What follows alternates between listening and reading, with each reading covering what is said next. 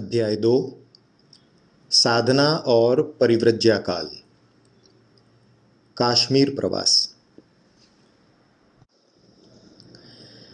कुछ वर्षों तक गलताजी में रहने के पश्चात पयारी जी महाराज, जिन्हें गुरुदेव श्रद्धा से श्री पतित पावन भगवान कहकर संबोधित करते थे, वहां से कश्मीर चले गए और अपने साथ गुरुदेव को लेते गए। कश्मीर में उनकी साधना स्थली रसायनी गुफा थी, जो श्रीनगर से 70-80 मील दूर मणिकरण बहुमणि महादेव मंदिर के पास स्थित है। रसायनी गुफा पहुंचने के पश्चात पयारी जी महाराज फिर और कहीं भ्रमण पर नहीं निकले। गुरुदेव उनके साथ वहीं पर दीर्घ काल तक साधना करते रहे। वहां से पयारी जी महाराज ने उन्हें शास्त्राभ्यास के लिए काशी भी भेजा। वे काशी में कितने वर्ष तक रहे और उन्होंने वहां किस गुरुकुल या विद्यालय में अध्ययन किया, ये स्पष्ट नहीं है, परंतु अध्ययन के उपरांत वे पुनः कश्मीर लौट आए।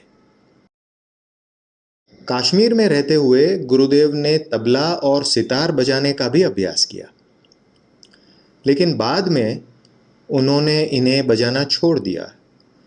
इसका कारण यह था कि एक बार जब एक संगीतकार पयारी जी महाराज के पास आया और उनके समक्ष अपने संगीत की प्रस्तुति देने की बात करने लगा, तो महाराज श्री ने उसके आग्रह को अस्वीकार करते हुए कहा, हमारे जैसे संत महात्माओं के लिए संगीत का मनोरंजन त्याज्य है। कीर्तन में या स्वाध्याय या पाठ में थोड़ा बहुत उचित है, ताकि वो लयबद्ध ढंग से हो, परंतु वो भी भजन साधन में बाधक होता है। महाराज श्री की ये धारणा जानने के पश्चात गुरुदेव ने संगीत साधना छोड़ दी। गुरुदेव के अनुसार तदुपरांत भजन में उनकी विशेष प्रगति हुई और आनंद भी अधिक मिलने लगा। कश्मीर में साधना करते हुए 2-2 वर्ष तक की समाधि अवस्था सिद्ध हो जाने पर श्री पयारी जी ने उन्हें देश भ्रमण और विभिन्न तीर्थ स्थलों की यात्रा पर भेजा। तब देश में रेल नहीं चलती थी, अतः गुरुदेव ने यह भ्रमण पैदल ही किया। इस परिव्रज्या काल में भी वे 2-3 साल के अंतराल से महाराज श्री के बुलावे पर कश्मीर लौटते रहे। देश भ्रमण के पश्चात पयारी जी महाराज ने उन्हें तंत्र विद्या के अध्ययन के लिए तिब्बत भेजा। कुछ समय तिब्बत में बिताने के पश्चात वे पुनः कश्मीर लौट आए और वहां योग साधना में लीन हो गए। कश्मीर के राजा पयारी जी महाराज के बड़े भक्त थे। कश्मीर के युवराज को देशाटन का बड़ा शौक था। एक बार राजा के निवेदन पर महाराज श्री ने गुरुदेव को युवराज के साथ पूर्वी अफ्रीका जाने की आज्ञा दी थी। तब गुरुदेव ने युवराज के साथ नैरोबी, नुपुरा, जिंजा, कंपाला, मुंबासा इत्यादि स्थानों की यात्रा भी की। बंगाल प्रवास। कश्मीर में दीर्घकाल तक प्रवास के पश्चात गुरुदेव पयारी जी महाराज की आज्ञा से बंगाल चले गए। बंगाल में वे जिन स्थानों में मुख्यतः रहे वे थे बारीसाल और उसके आसपास के क्षेत्र, खड़गपुर, खड़केश्वर मंदिर तथा श्री रामपुर, जो हावड़ा के पास है। श्री रामपुर के पास ही नवाब सिराजुद्दौला की एक विशाल और पुरानी कोठी थी, जहां वे बहुधा एकांतवास करते थे। उक्त स्थानों में रहते हुए वे वर्धमान भी आते जाते थे। तब तेजचंद्र वर्धमान का राजा था। वो उनसे प्रभावित होकर उनका शिष्य बन गया, परंतु बाद में एक ऐसी घटना घटी जिसके कारण उन्होंने वर्धमान जाना छोड़ दिया। घटना इस प्रकार है। एक बार राजा तेजचंद्र ने गुरुदेव के वर्धमान प्रवास के अवसर पर उनके लिए चांदी का एक बड़ा सिंहासन बनवाया और गुरुदेव को अनुनय विनय पूर्वक उस पर बैठाया। गुरुदेव की विदाई के समय राजा ने अपने सेवकों को आदेश दिया, सिंहासन को महाराज जी के साथ घोड़ा गाड़ी में रख दो। गुरुदेव ने आसन साथ ले जाने के लिए मना कर दिया। राजा ने उनकी बात हल्के ढंग से लेते हुए अहम भरे लहजे में कहा, महाराज जी, ऐसा देने वाला फिर आपको नहीं मिलेगा। गुरुदेव ने जवाब दिया, महाराज, आप कहते हैं सो बराबर, पर ऐसा छोड़ने वाला भी फिर आपको नहीं मिलेगा। बंगाल में रहते हुए गुरुदेव अपने साथ जमात भी रखते थे। जमात में विरक्त और गृहस्थाश्रमी दोनों प्रकार के अनुयायी रहते थे। जमात के सदस्यों की संख्या 50 से 60 तक और कभी-कभी उससे भी अधिक हो जाती थी। बंगाल में स्थानीय लोग उन्हें बनादास, बंगाली बाबा, महाप्रभु आदि नामों से पुकारते थे। सन 1769-70 में बंगाल में भीषण अकाल पड़ा, जिसमें 1/3 से अधिक लोग मौत के मुंह में समा गए। इस अकाल ने प्रजा को जिस भयंकर लाचारी में धकेला, उसने गुरुदेव को झकझोर दिया। अकाल की भयंकरता का जिक्र करते हुए गुरुदेव ने कहा है, मैंने देखा था कि 1.5 सेर चावल के बदले में माता पिता अपनी उम्र लायक कन्या को बेच देते थे। ऐसी विषम परिस्थिति में हमने काम किया है। खरीदने वाले को 2.5 सेर चावल देकर उन लड़कियों को छुड़ाया था और फिर उनके पिता को सुपुर्द किया था। एक बार जब वे मानभूमि की यात्रा में थे, तब उन्होंने देखा कि वहां कंदरा गांव में एक बड़ा मेला लगा हुआ था। उस मेले में विधवा महिलाओं को बेचा जा रहा था। चाहे हिंदू हो या मुसलमान, कोई भी उन्हें खरीद सकता था। पहुंचा, कलाई तक हाथ देखकर कीमत तय की जा रही थी। उन्हें मातृशक्ति का ये अपमान सहन नहीं हुआ। उन्होंने स्थानीय लोगों को संगठित करके इस प्रथा के विरुद्ध आंदोलन प्रारंभ कर दिया। उनके नेतृत्व में लोग जुटते चले गए और कुछ ही समय में इस अमानवीय प्रथा के विरुद्ध प्रचंड जन आंदोलन खड़ा हो गया। जनमत के दबाव में तत्कालीन वाइसरॉय हंटर ने कानून बनाकर इस प्रथा पर रोक लगा दी। गुरुदेव के अनुसार प्रथा का विरोध करने के लिए, लोगों में जागृति लाने के लिए मानभूमि के नवाब ने मुझे बहुत पिटवाया था। इतना पीटा था कि मैं बेहोश हो गया था। मुसलमान लोग समझे कि मैं मर गया हूं।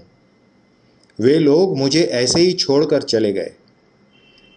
उसके बाद अन्य कारणवशात मैंने बंगाल छोड़ दिया। कारण संभवतः ये था कि वहां उनके कुछ अनुयायियों की हत्या कर दी गई थी। इस घटना के पश्चात उन्होंने अपने साथ जमात रखना छोड़ दिया और सन 1780 के आसपास वे बंगाल छोड़कर चित्रकूट के समीप कोटी देवांगना आ गए और वहीं साधना में रत हो गए। बंगाल के अकाल में लोगों को दाने दाने के लिए तरसते हुए देखने के कारण ही संभवतः गुरुदेव इस बात के पक्के आग्रही थे कि थाली में उतना ही भोजन परोसा जाए जितना कि व्यक्ति खा सके।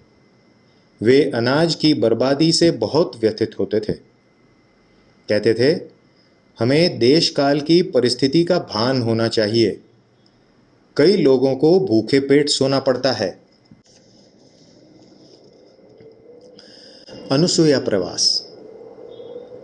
कोटी देवांगना आने के पश्चात गुरुदेव कोटी देवांगना तथा उसके निकटवर्ती स्थानों जैसे कि पंपासर, मारकुंडी, अमरावती, धारकुंडी तथा बृहस्पति कुंड, कालिंजर में 20-22 वर्षों तक रहे।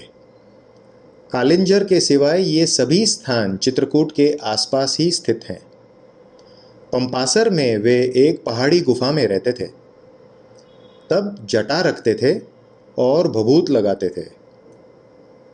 पंपासर में उन्होंने हनुमत लाला जी की एक मूर्ति स्थापित की थी, जो अभी भी वहाँ बांके सिद्ध हनुमान के रूप में पूजी जाती है। सन 1810 के आसपास वे अनुसुईया जी आ गए।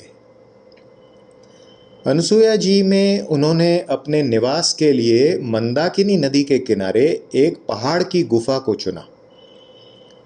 तब अनुसुईया जी के आसपास घना जंगल था। साधु तपस्वियों को छोड़कर वहां सामान्यतया कोई आता जाता नहीं था। भोजन के लिए खाद्यान्न भी प्राप्त नहीं होता था। अतः ऋतु अनुसार वन वृक्षों से प्राप्त फलों और कंद मूलों का सेवन करके साधकगण जीवन निर्वाह करते थे। उस क्षेत्र के फलों में टेमरू, कैथा, आचा और चिरौली प्रमुख थे। गुरुदेव इन्हें सुखाकर और फिर कूटकर हंडियों में रख लेते थे और इस चूर्ण को पानी में घोलकर भोजन के रूप में उपयोग कर लेते थे। कभी नमक होता तो नमक मिलाकर, अन्यथा बिना नमक के ही उसे पा लेते थे। अनुसुईया जी में प्रवास के दौरान वे टाट पहनते थे, इसलिए स्थानीय लोग उन्हें टाट बाबा या टाटंबरी बाबा भी कहा करते थे।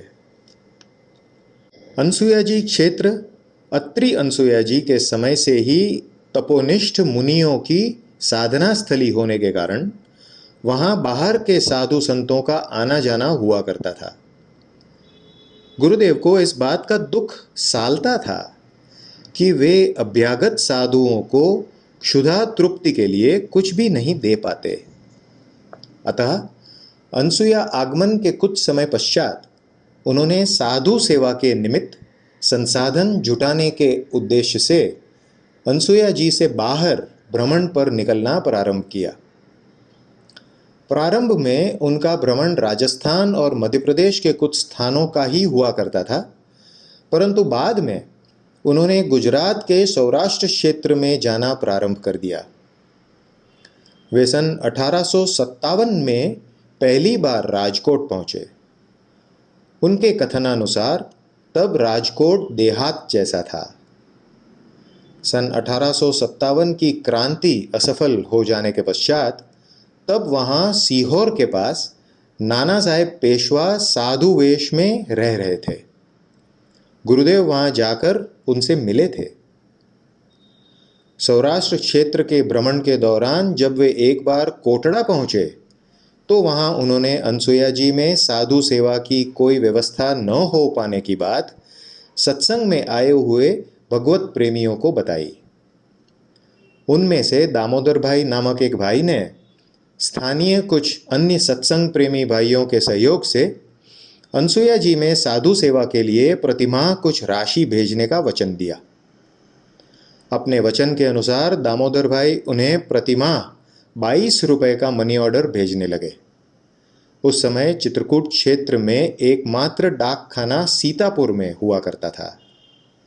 वहां पर एक छोटा स्थानीय बाजार भी था। अतः गुरुदेव मनी ऑर्डर की राशि प्राप्त करने सीतापुर जाया करते थे और उस राशि से भुंजे चने और गुड़ खरीदकर अनुसुईया जी में लाते थे। इससे अनुसुईया जी आने वाले साधुओं की सेवा होने लगी। एक दिन मंगल सिंह नामक डाकू अपने गिरोह के 3-4 सदस्यों के साथ अचानक अनुसुईया जी में गुरुदेव की कुटिया में आ धमका। गिरोह के सदस्य अपने साथ खाद्य सामग्री भी लाए हुए थे। उन्होंने गुरुदेव की कुटिया में ही भोजन बनाया और वहीं खाया। वो स्थान उन्हें जच गया, क्योंकि एक साधु का स्थान होने से वो बहुत सुरक्षित था। इस घटना के 4-5 दिन बाद कुटिया पर आटा, दाल, आलू, घी, गुड़ आदि खाद्य सामग्री से लदी हुई एक बैलगाड़ी आ पहुंची। ये सामग्री मंगल सिंह द्वारा भविष्य में उपयोग के लिए कुटिया में रखवाने के लिए भिजवाई गई थी। गुरुदेव उसके मंतव्य को समझ गए। उन्होंने तुरंत वो स्थान छोड़ दिया और अनसुया जी से कुछ दूर चित्रकूट मार्ग पर जुरी नदी के किनारे एक पर्ण कुटी बनाकर रहने लगे। जुरी में रहते हुए वे पूर्ववत ऋतुफलों, कंदमूल और पेड़ की पत्तियों पर ही मुख्यतः जीवन निर्वाह करते रहे। सौराष्ट्र के भक्तों से मिलने वाली राशि से यहाँ पर भी उन्होंने आगंतुक साधुओं की सेवा जारी रखी। एक दिन कुटिया के पास के गांव रजौला के जागीरदार के हाथी ने, जो निरंकुश होकर इधर उधर फिरता रहता था, गुरुदेव की पर्णकुटी तोड़ दी। हाथी को इस प्रकार छुट्टा छोड़ने के लिए जब गुरुदेव ने जागीरदार से शिकायत की तो उसने क्षमा याचना करते हुए उसी स्थान पर उनके निवास के लिए एक पक्की कुटिया बनवा दी।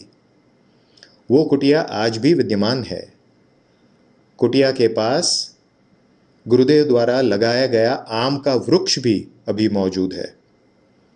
अनसुया जी आने जाने वाले गुरुभक्त जुरी नदी के तट पर स्थित इस पावन स्थल को, जो मुख्य सड़क से लगा हुआ है, नमन करके ही आगे बढ़ते हैं। अनसुया जी और जुरी में रहते हुए गुरुदेव नित्य कामदगिरी की परिक्रमा किया करते थे। गुरुदेव के अनुसार उन्होंने सन 1857 के विप्लव के पश्चात भारत में ईस्ट इंडिया कंपनी का शासन समाप्त किए जाने और राजकाज रानी विक्टोरिया द्वारा संभाले जाने की उद्घोषणा के लिए पिटवाया गया ढिंढोरा कामदगिरी की परिक्रमा मार्ग पर सुना था। 1857 के विप्लव में पराजय के पश्चात झांसी की रानी लक्ष्मीबाई प्रमोदवन नामक स्थान में, जो जानकी कुंड चित्रकूट से लगा हुआ है, युद्ध के समय विश्राम के लिए कई बार गुप्त तौर पर रहने आई थीं। गुरुदेव रानी से वहां अनेक बार मिले थे। तब रानी की आयु 21-22 वर्ष की थी और गुरुदेव के कथनानुसार वो बहुत तेजस्वी थी और उसमें रूप, बुद्धि, शौर्य व युद्ध कौशल का बेजोड़ मिलन था। एक रात गुरुदेव को स्वप्न में हनुमान जी के दर्शन हुए। उन्होंने देखा कि हनुमत लाला जी कामदगिरी के परिक्रमा मार्ग में स्थित एक स्थान की ओर संकेत करते हुए उन्हें निर्देशित कर रहे हैं कि वे वहां जाकर उनका अनुष्ठान करें। स्वप्न में प्राप्त इस निर्देश के अनुसार वे अपने सहयोगी संत श्री गोवर्धन दास जी के साथ उस स्थान पर पहुंचे और वहां हनुमान बाहुक का अनुष्ठान करने बैठ गए। तभी वहां पर एक शिला फटी, जिसके अंदर से हनुमत लाला जी का श्री विग्रह प्रकट हुआ। भाव विभोर होकर गुरुदेव ने श्री विग्रह की आरती की और उसे वहीं स्थापित कर दिया। हनुमत लाला जी के प्राकट्य की यह बात तुरंत चारों ओर फैल गई। कालांतर में भक्तों ने उस जगह पर एक सुंदर मंदिर बना दिया। आज भी कामदगिरी की परिक्रमा करने वाले श्रद्धालु जन, जो इस पावन स्थल की महिमा जानते हैं, यहाँ पर बने छोटे परंतु सुंदर मंदिर में विराजमान हनुमत लाला जी के शिला विग्रह के दर्शन करके ही आगे बढ़ते हैं। यहाँ पर हनुमत भक्त नित्य प्रति हनुमान चालीसा और हनुमान बाहुक का पाठ किया करते हैं और विशेष अवसरों पर श्रद्धालुओं की भारी भीड़ भी लग जाती है। एक सिद्ध स्थान के रूप में इस स्थान की बड़ी ही ख्याति और मान्यता है। संत उदय संतत सुखकारी, विश्व सुखद जिमि इंदु तमारी। जय गुरुदेव।